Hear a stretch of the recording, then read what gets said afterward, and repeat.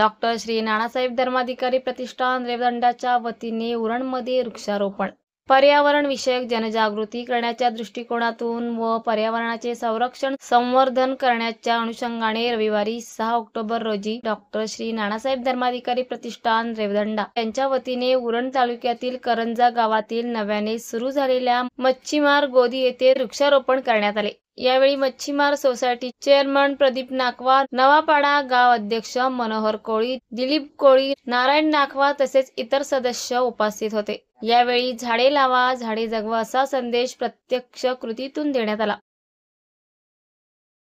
महाराष्ट्र वेदभूमीसाठी विठ्ठल ममता बादे, उरण।